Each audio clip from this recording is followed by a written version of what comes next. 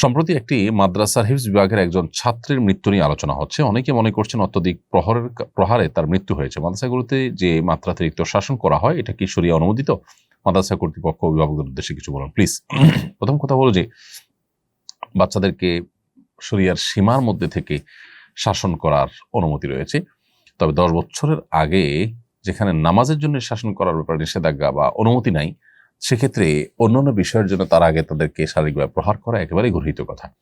এরপরও যদি শাসন করতে হয়, সেই শাসনটা অবশ্য শরিয়ার সীমানার মধ্যে থাকতে হবে। এটা নির্যাতনের পর্যায়ে যদি চলে যায় সেটা অবশ্যই অপরাধ হিসেবে গণ্য হবে এবং গুনাহ হিসেবে বিবেচিত হবে। অতএব এরকম নির্দয় শাসন যদি কেউ করেন, তিনি ওস্তাজ হন আর যে হন না কেন, সেটা শাস্তিযোগ্য অপরাধ শরিয়াত দৃষ্টিকোণ থেকেই। অতএব যেই শাসনের ফলে শরীরে দাগ পড়ে যায়, চামড়া ফেটে যায়, হাড় ভেঙে যায়, এরকম শাস্তি দেওয়া শিক্ষার্থীকে কোরআন হাদিসের জ্ঞান দেওয়ার নাম করে সেটা অবশ্যই ভুল এবং অন্যায়।